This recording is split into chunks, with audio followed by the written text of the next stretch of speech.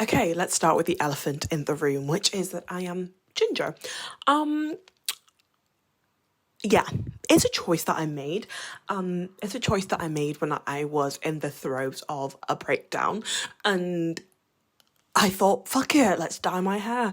Still trying to decide if I like it. Still trying to see if it was actually the move. Let me know if you do like it. Don't let me know if you hate it, because if I'm going to be honest, I'm not in a mental place to receive criticism, which is funny considering the video I'm about to make and the ways in which the fandoms could come for me. But you know what? What's life without a little bit of risk, a little bit of thrill? Let's talk about the Do Not Worry Darling drama. That was not a good English. Everything I've learnt about this film, I've pretty much learnt involuntarily, because the internet is holding me hostage with this. My TikTok, my Twitter For You page, it's just giving me all this, spitting it all out to me. And so I thought I would collect all this information that I found out, give you guys an appropriately unhinged recap of the drama in the style of Mike's Mike, and then talk about it, because if I'm going to suffer, if I'm going to have to be in this drama, except not in the drama, you guys are coming on this journey with me. So, without further ado, let's get into why I am worried, darling. This is the recap of it. So, I'm assuming that if you're on this internet, you will know that there is a film coming out called Do Not Worry Darling. It stars Harry Styles and Florence Pugh, directed by Olivia Wilde, and as I found out the other day, also stars Chris Pine and Gemma Chan. They are largely out of this drama. I think they signed up for a film. Little did they know they were signing up for a little reality TV show. So, you know what is what it is. Chris, honey, you should have just stayed on the Princess Diaries. But let's go into the background of where all of this has come from. So the whole thing begins around July 2019 when Olivia Wilde signs up or takes on directing this film called Do Not Worry Darling. There's lots of studios pitching for it. People want this film.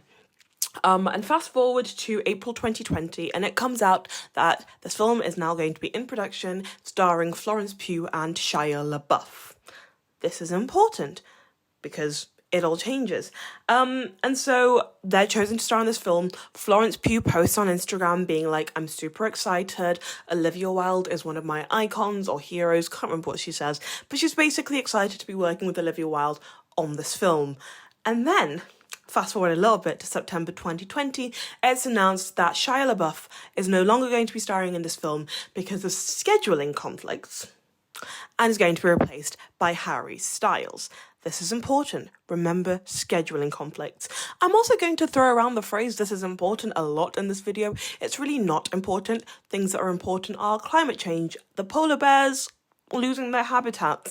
All of those things are important. This, not really that important, but still going to say it is. So obviously he's replaced by Harry Styles. We go to November 2020 and Jason Sudeikis and Olivia Wilde split up after 7 years of being engaged. Slight side note, 7 years of being engaged, Lord forbid. Honestly, I would have dipped a long time ago, but they split up after 7 years engaged and other times in a relationship.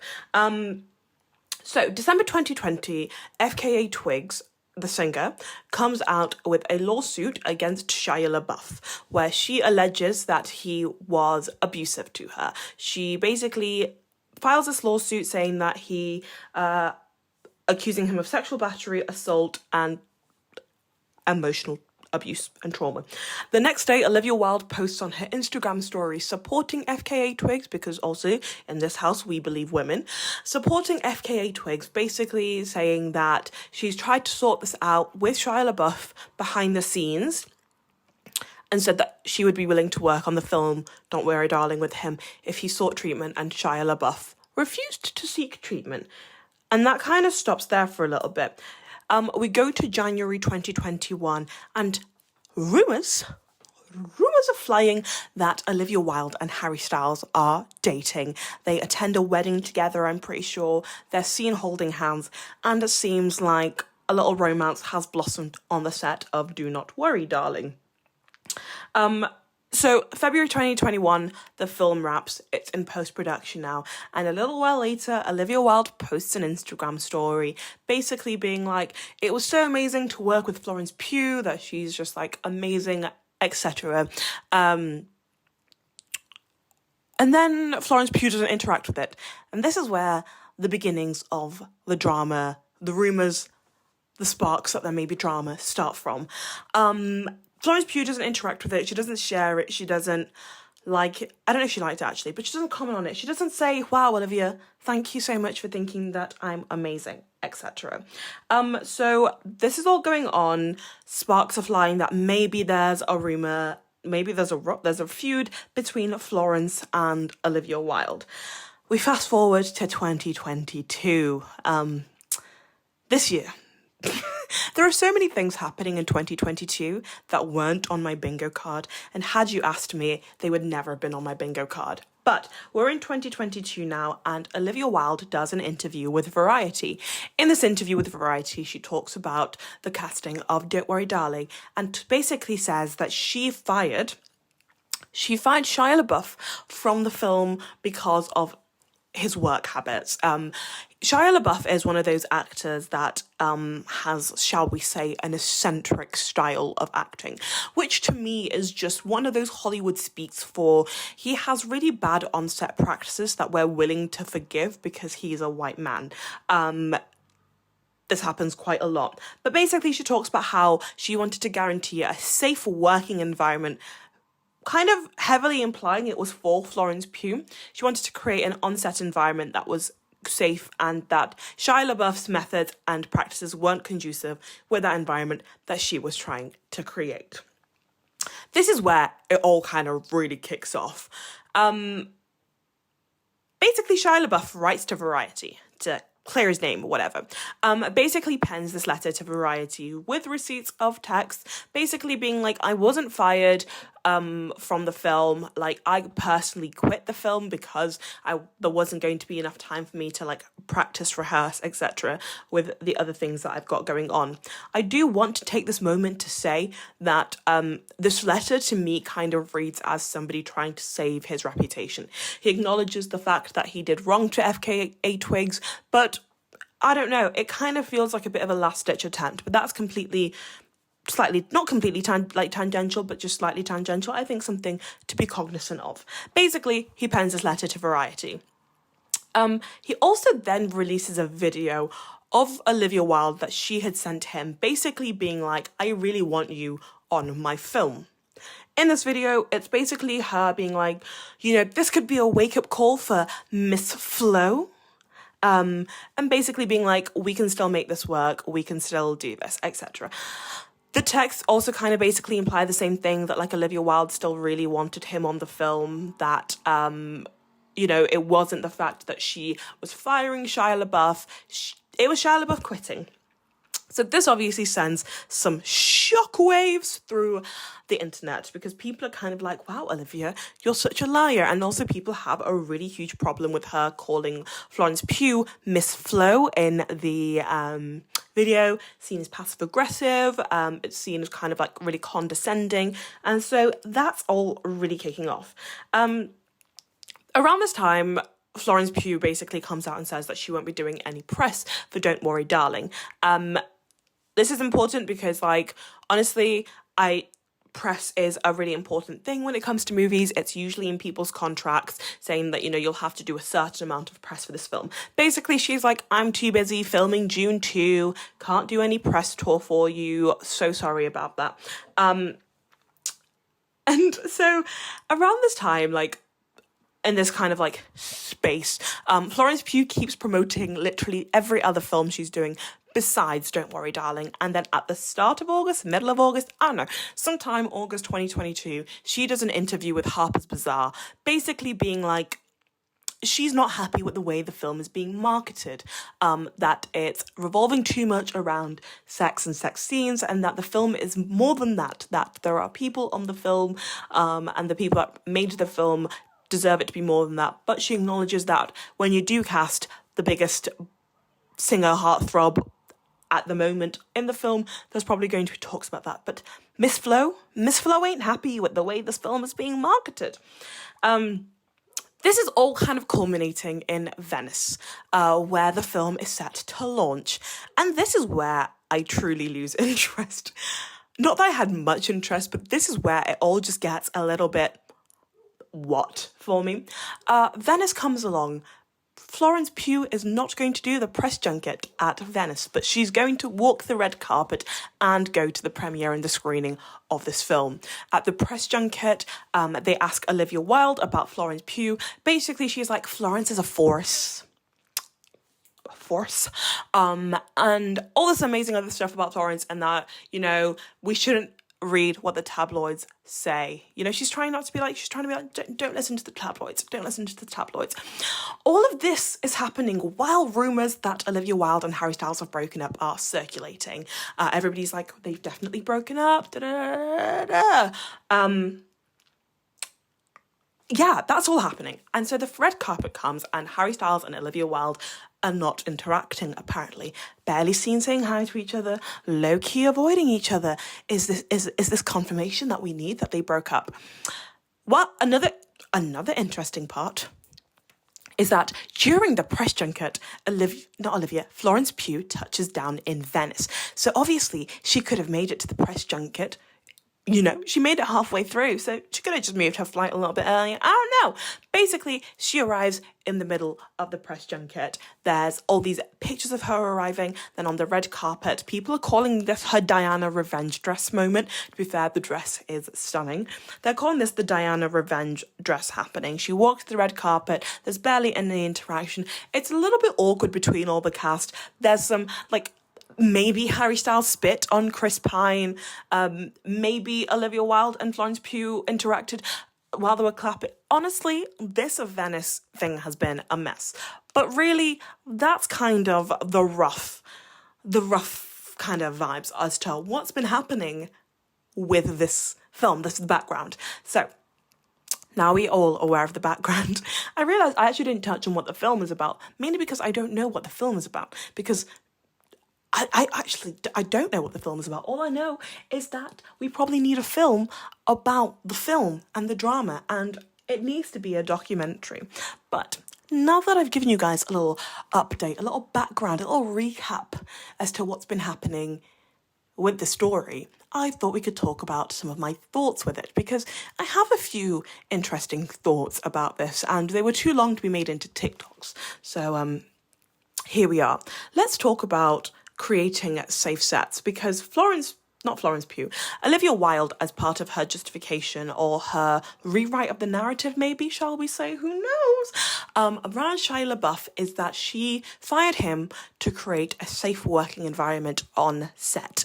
This, I think, is a result of the Me Too movement. People feel the need to capitalise on female empowerment or female solidarity.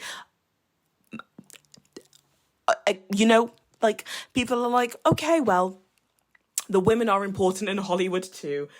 Did anybody else know that women were important? Because Hollywood just found that out.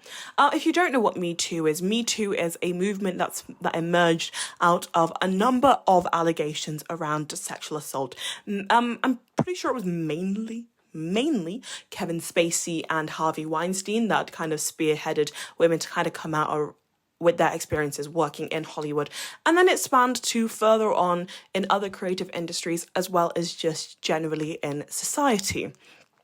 Me Too, I think, changed the way that people look at Hollywood sometimes. But I don't think it necessarily did a lot to change the culture in Hollywood, mainly because abusers are still working in Hollywood. And I think this is really problematic. I think it's also worse for Olivia Wilde to try and capitalise on this moment of being like, the reason why I fired Shia LaBeouf is because I care about women. And this doesn't sit right with me for a variety of reasons. Mainly that I think Shia LaBeouf has a long history in Hollywood of being not the best person to have on a set. People often brush off his tendencies, and not just his, lots of other men in Hollywood's tendencies of being like method acting, or that's just part of their process, or other kind of similar narratives of this. And I think this is really dangerous because I think it normalizes their terrible and toxic behaviors. And I think by continuing to cast these people in films, you feed into that. I find it disingenuous to suggest that, like, he'd be fine to work on the film if he got treatment or etc. I find that slightly disingenuous as a thing to say, like, oh, you should probably seek treatment before continuing to work on this film. Especially just because this isn't like a one-time thing in terms of like creating toxic work environments with some of these men that kind of have these ways of working. But I do want to point out that for Olivia Wilde to then come out and say that like a reason why she was apprehensive about working with Shia LaBeouf is because of his past record, but then continuing to ask him to come and work on the film, I find that disingenuous, because he's objectively a shitty person. Allegedly. I don't want to get sued for defamation here. He's allegedly, objectively, a shitty human being. And I think this is worse for me because Olivia Wilde is a female director. And there are people that will come at me being like, why do we hold female directors to a higher standard? Olivia Wilde is free to make terrible films if she wants. This isn't my review of the film because I've not seen it, and I probably won't see it. But if she wanted to make a terrible film, she could make a terrible film. And I would support her in doing that because men do it. Men can make objectively terrible films and still win Oscars. However, I will hold her to a higher standard when it comes to platforming abusers.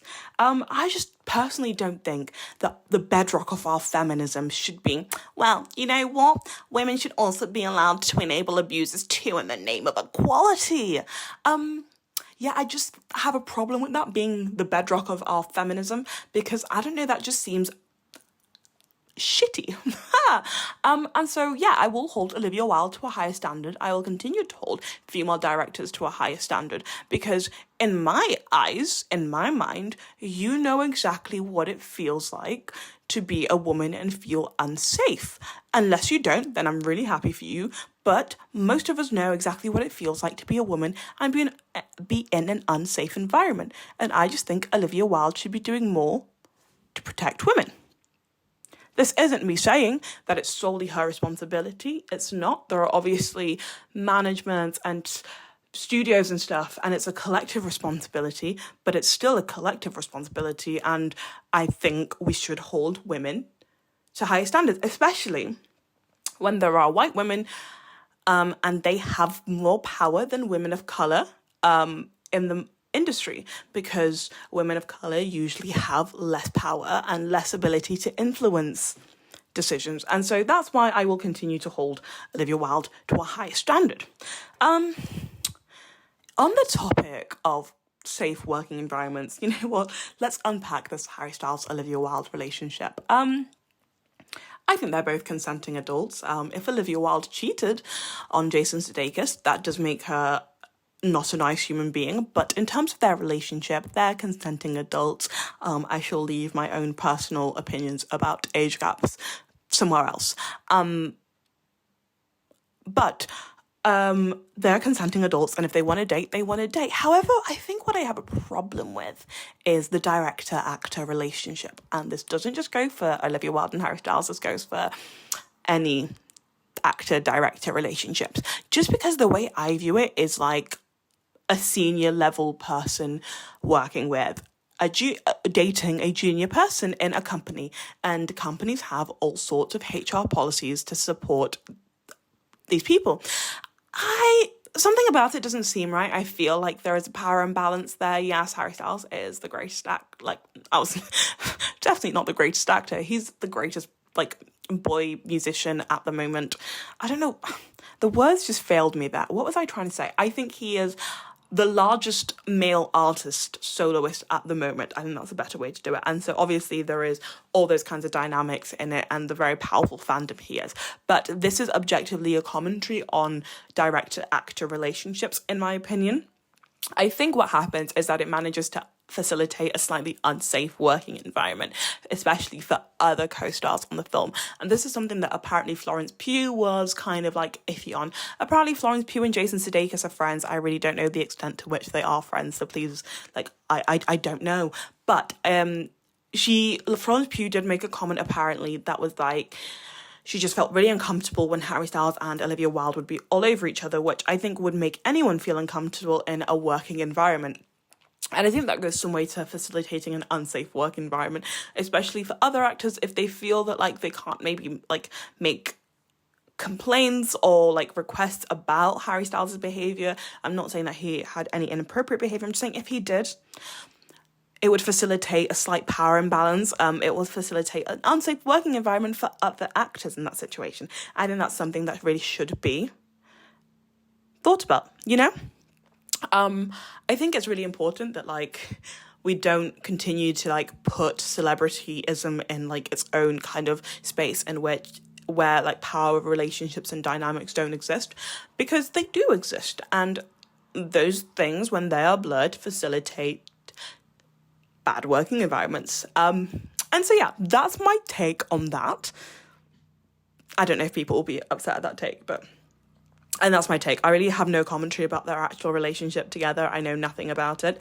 I just think it's a little bit iffy for a director and an actor to start dating during the film, especially when the film hasn't wrapped, especially when there could be conflicts of interest.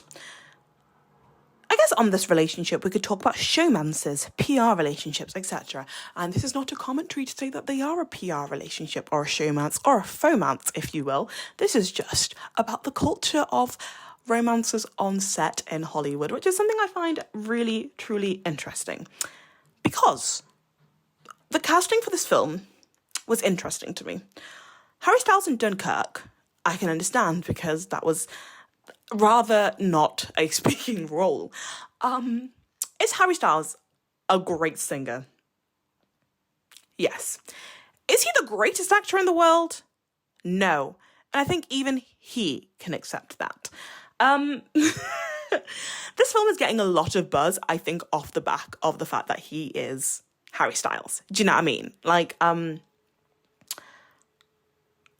fandom really does fandom for this man, and well done to him, congratulations to him. And I think even he accepts he himself is not an amazing actor. There's that press conference of him clip, can't remember what he says, but there's that clip of him at the press conference. And I think what's really interesting for me with this film is the amount of buzz this film has got off the back of Olivia Wilde and Harry Styles' relationship. Because I'm not going to lie to you, this is the only reason I really know this film exists. And that's probably really mean to say. I'm really sorry to Chris Pine and that man, because that man can act, and that man is so fine, you know? Chris Pine, more like Chris Fine.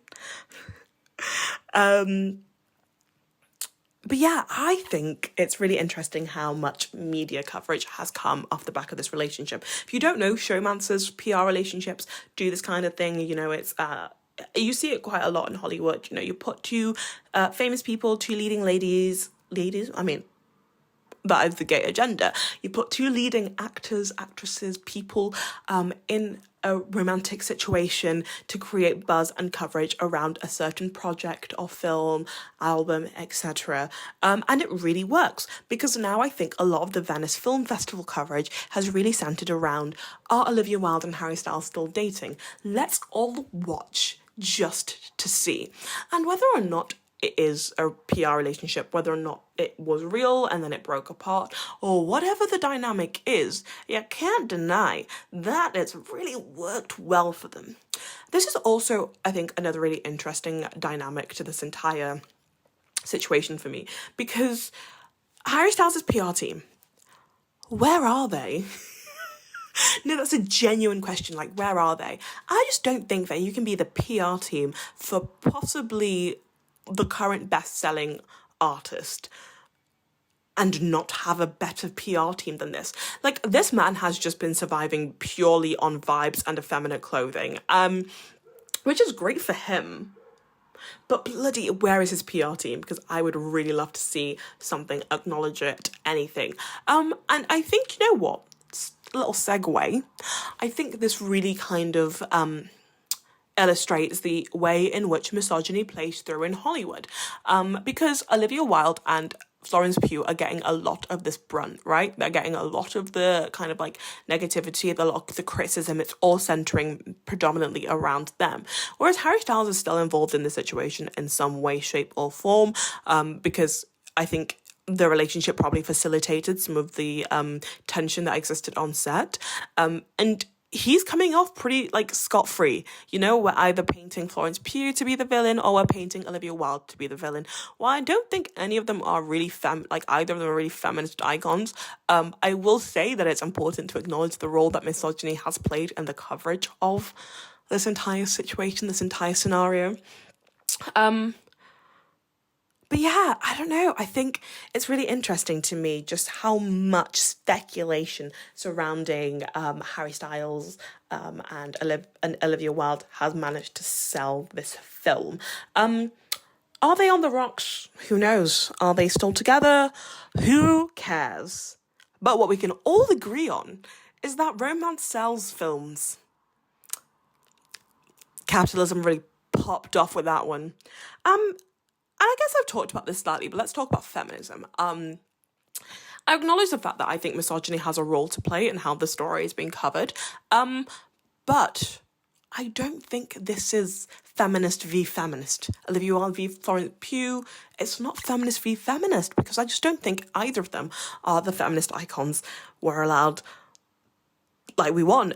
Especially Florence Pugh, just because I've seen a lot of coverage around her being this iconic feminist queen boss girl. And I just don't know if she is the feminist y'all are making her out to be. I just don't think you get free feminism points for existing while being pretty and white. I genuinely have no idea where the narrative comes from the bottom of my heart, because when I have tried to do research on Florence Pugh's, like, feminism, I can't find any, and this isn't. I'm just saying, if you like her because she's hot, you can just say that. Like, honestly, just say, we like her because she's hot, and I would respect that really 100%, because feminism isn't something that's given to you just for being a woman. It's what can you do for other women? What are you doing to advance women as a whole, women of colour, trans women, do you know what I mean? Like, we all have a part to play in the, like, moving forward of things. But if you're going to prop up abusers, that's just not where feminism is. Was that a hot take? I don't know. Maybe it is. I got a phone call, so I've moved slightly there. But I was coming around to saying that we need to abolish celebrities. People, including myself, need jobs, because I'm aware I've just sat here for like 30 minutes and dissected this drama and given my 2 penneth on it. And it probably wasn't needed, and it's probably just adding to everything else and the commentary around it. But ultimately, why do we care so much about these individuals? Like, it's just so messy to me. I feel like we need to do better as a society. We need to stop caring about celebrities. We need to get day jobs, find hobbies, go outside, get some fresh air, all of that kind of stuff. So I genuinely think that will advance us as a society. Is that a controversial take to have? I don't know. I just truly don't understand why I'm out here on my Twitter page watching countless videos of people slowing down a clip trying to see if a grown man spit on another grown man. I don't know, like, does that just not seem ridiculous to anybody else? And I truly think if you got aliens to land on planet Earth and tried to explain celebrityism to them, celebrityhood, what would be it? Celebrityism to them, they would look at us like we're ridiculous. I think if you explained how some girl sat and made a 30-minute YouTube video about this topic, they would look at us like we're ridiculous. And we are.